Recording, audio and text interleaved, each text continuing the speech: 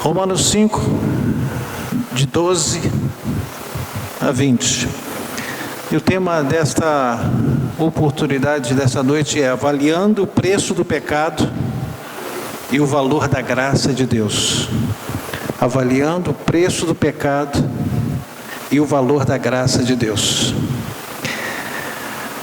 Versículo 12. Portanto, assim como por um só homem entrou o pecado no mundo, e pelo pecado a morte, assim também a morte passou a todos os homens, porque todos pecaram. Porque até ao regime da lei havia pecado no mundo, mas o pecado não é levado em conta quando não há lei. Entretanto, reinou a morte desde Adão no mundo, mas o pecado mesmo sobre aqueles que não pecaram, a semelhança da transgressão de Adão, o qual prefigurava aquele que havia de vir.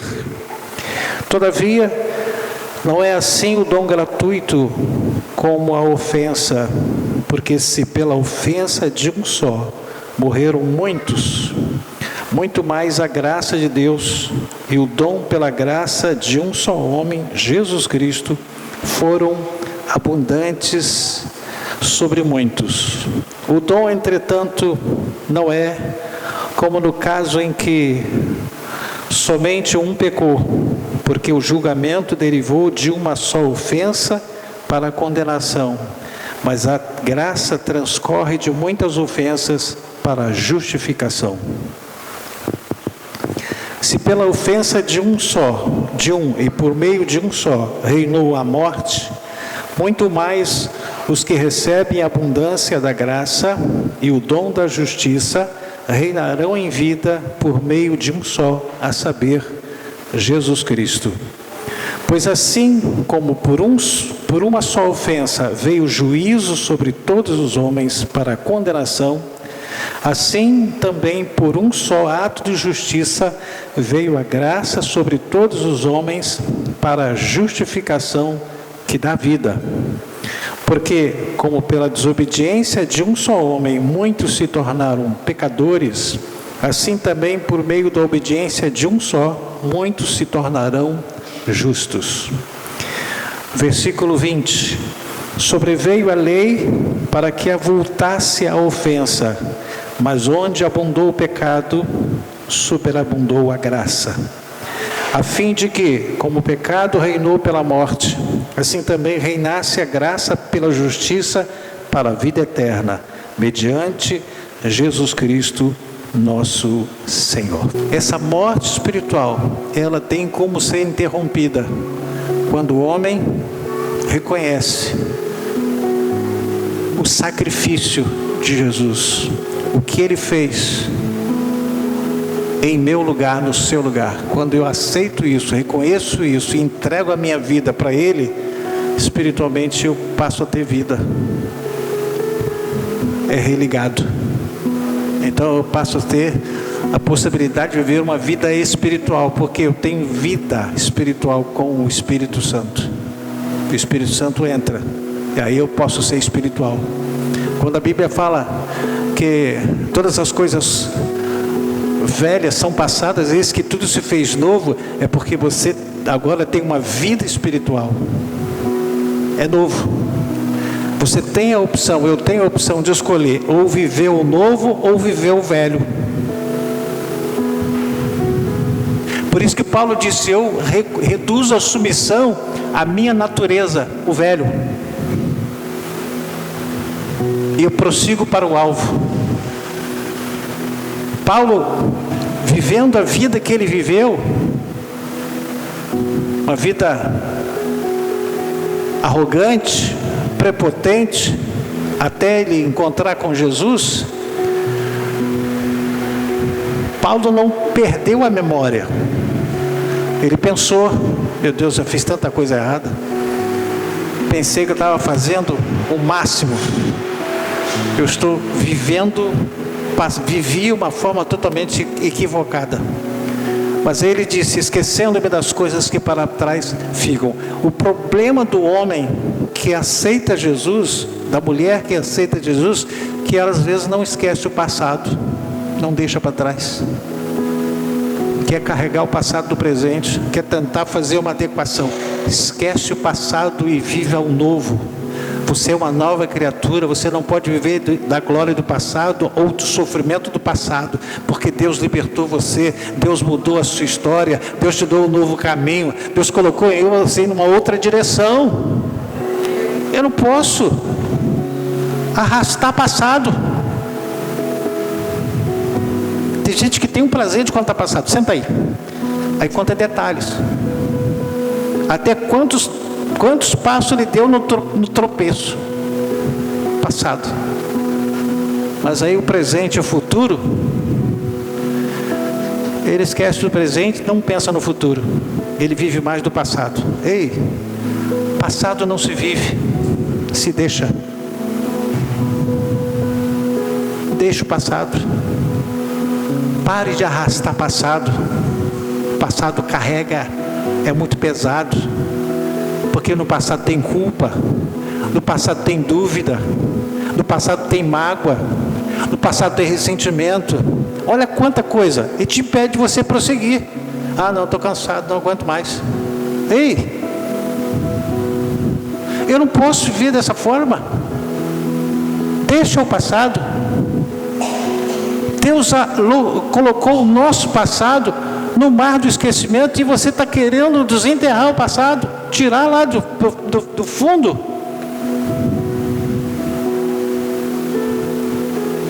Esquece o passado, deixa ele para trás. Então nós temos a morte física. Ela é uma sentença dada por Deus. Tem a morte espiritual, que Deus expulsou, mas Ele não sentenciou. Ele só disse assim: você vai comer agora do suor do teu rosto. E disse que você ia do pó ele veio, do pó ele ia tornar. E expulsou. Não quero você perto de mim. Mas Deus não desistiu do homem, porque Deus amou o mundo de tal maneira que deu o seu Filho unigênito, para aquele que Ele expulsou pudesse readquirir a vida eterna. Ele é poderoso, gente. O amor dele é além do que você possa imaginar. Então a morte espiritual, ela tem jeito. Ela pode voltar à vida, ter vida espiritual, através de Jesus Cristo. Não é através de ninguém, é através de Jesus Cristo. Esse Papa que está aí, ele chegou a uma conclusão e estabeleceu até um decreto, que Maria não é mais co-salvadora. Salvador só Jesus. Ele definiu isso. Ele decretou isso. Que Maria não é co-salvadora. Salvador só um, Jesus. Morte física, morte espiritual, e a terceira, essa depende do homem, que é a morte eterna. Se uma pessoa não buscar a reconciliação com Deus, através da pessoa de nosso Senhor e Salvador Jesus Cristo, que está aqui dentro das Escrituras Sagradas, ela tem tudo para enfrentar a segunda morte, que é a condenação eterna. No Apocalipse capítulo 20, verso 14 e 15 diz assim: então a morte e o inferno foram lançados para dentro do lago de fogo. Gente, a morte e o inferno. Esta é a segunda morte, o lago de fogo. Versículo 15. E se alguém não foi achado inscrito no livro da vida, esse foi lançado para dentro do lago de fogo. Então, eu gostaria que você não esquecesse de fazer uma oração para Deus, diz: Senhor, inscreve o meu nome no livro da vida. Eu o reconheço como o meu Salvador, Senhor da minha alma. Davi, quando ele estava em apuros, com a mágoa que ele tinha pelo seu filho, por aquilo que ele havia feito, lá no Salmo 50, ele estava angustiado, apavorado, e disse: Senhor, não retire de mim o teu espírito.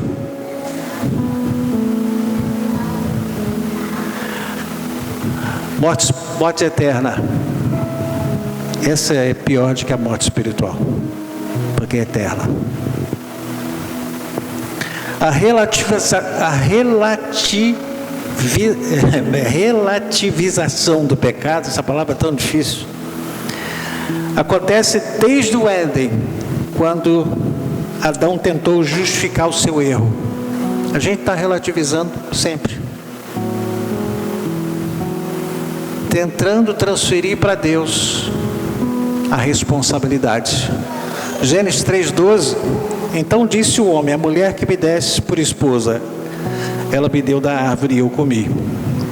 Ele relativizou o pecado, responsabilizando Deus, justificando.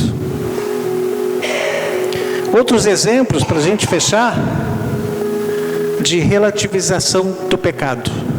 Davi relativizou o pecado. Parecia simples para ele se livrar do pecado de adultério. Era só matar Urias, o seu marido, o marido com quem ele adulterou.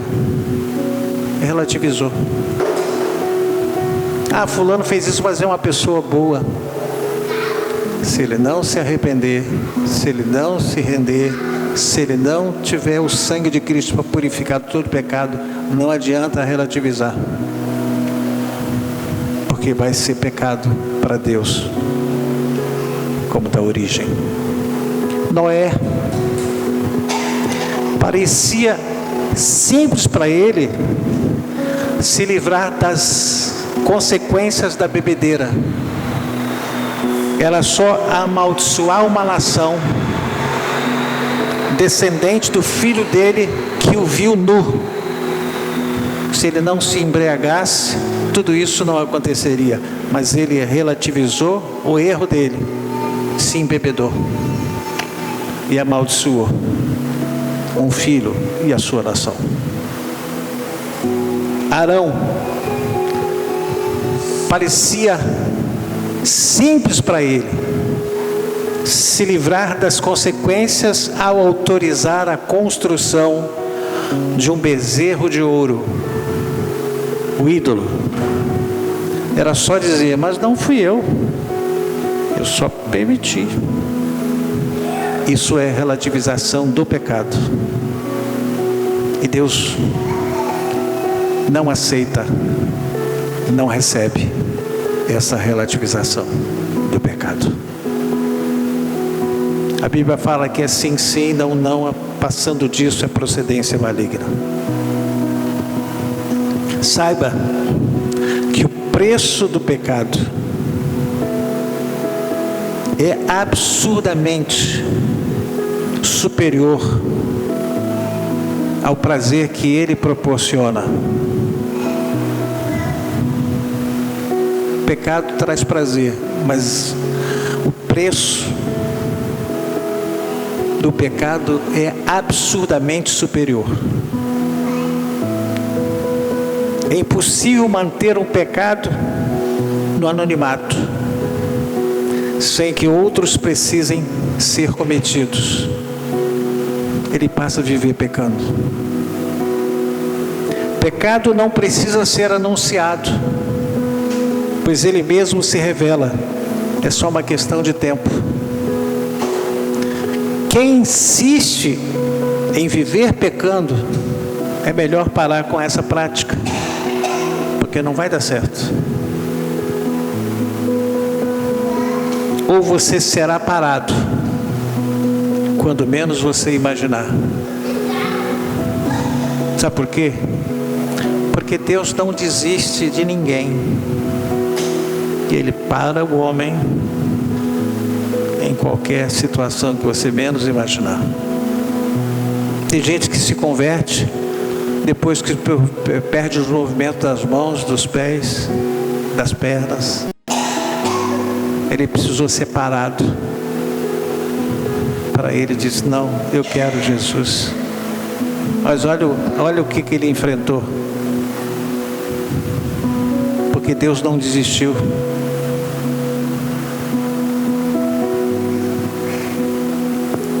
Saiba que o preço do pecado é muito maior do que a pessoa possa imaginar, pois acarreta muitos problemas, destrói famílias, destrói vidas.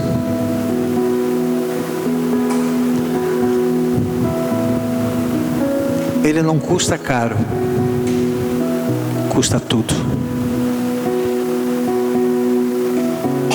Não apenas entenda que aquele que está vivendo em pecado, que dá para viver com o que ele destrói.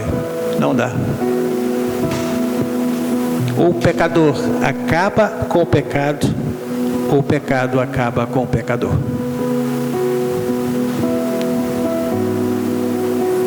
Diferente do salário do pecado, que é a morte, Deus nos oferece um presente gratuito,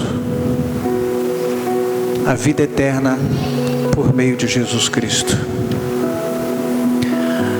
Por isso que as pessoas têm dificuldade de vir à igreja, porque o diabo sabe que uma pessoa ela pode sair da rota do inferno, a rota da morte, e para a rota do céu, através da palavra de Deus. Por isso a dificuldade das pessoas ficarem atentos. Quando vem na igreja, aí começa a dar sono, da sede, da fome, da dor de cabeça. Acontece 1001 coisas para a pessoa perder o foco. E aí ele passa ali e nem se importar o que aconteceu. E ele fica na mesma. Irmãos, a batalha é tremenda. É uma guerra espiritual. A alma, ela é preciosa para Deus. E tudo que é precioso ou preciosa para Deus, o diabo quer destruir. Porque ele veio matar, roubar e destruir. Mas o Senhor veio para dar vida e vida em abundância. A vida eterna é um presente que Jesus nos oferece. Não que nós merecemos, mas nós necessitamos disso. Esse presente não é algo que podemos conquistar por mérito próprio. Ah, eu sou uma boa pessoa. Não quer dizer nada.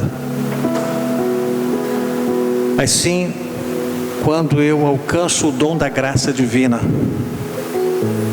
Jesus pagou o preço do pecado, através de sua morte de cruz. Ele tomou sobre si a punição que nós merecíamos, cumprindo a justiça de Deus e abrindo caminho para a reconciliação.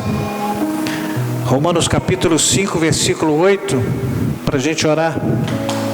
Mas Deus prova o seu próprio amor para conosco, pelo fato de ter Cristo morrido por nós, sendo nós ainda pecadores.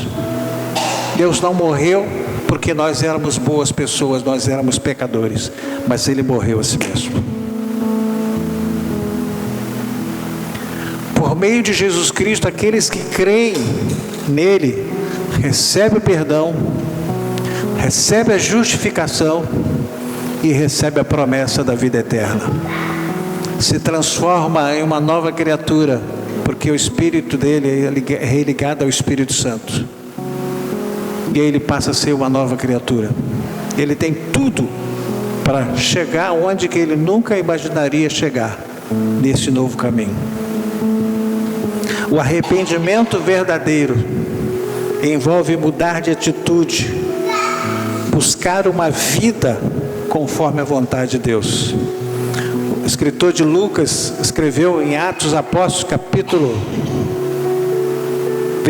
capítulo 3, versículo 19, ele diz assim: arrependei-vos, e convertei-vos para que sejam apagados os vossos pecados.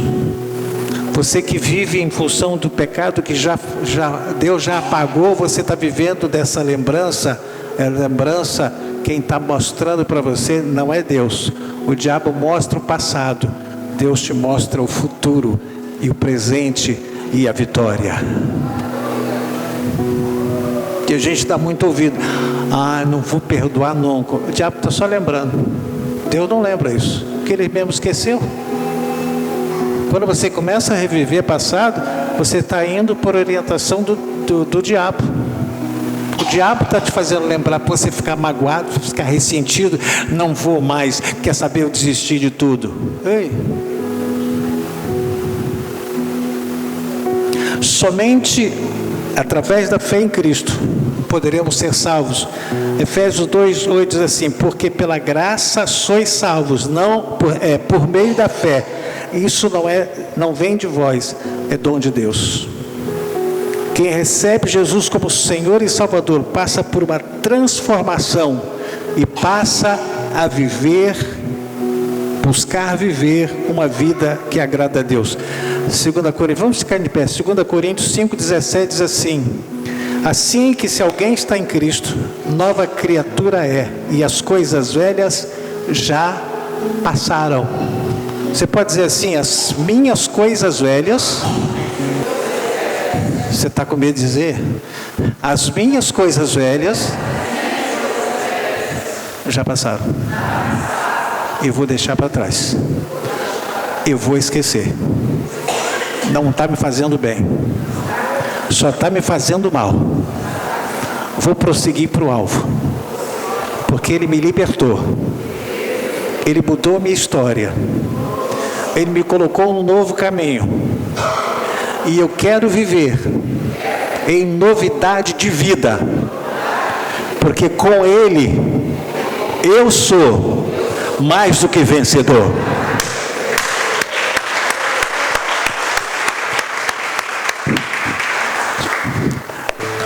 A tua palavra, quando ela é entronizada dentro de nós, criamos raízes, porque tu nos olha também como árvores. E a tua vontade é que sejamos como a palmeira e como o cedro do Líbano, que tem raízes profundas, onde suportam tempestades e ventos fortes.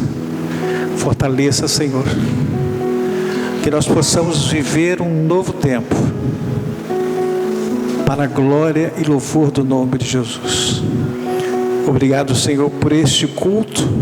Obrigado, Senhor, por esse tempo que aqui ficamos na tua casa, nesse santuário, louvando o teu nome, meditando nas sagradas letras. Agora, Senhor, nós entregamos nas tuas mãos este culto. Nos dê um restante de noite abençoado.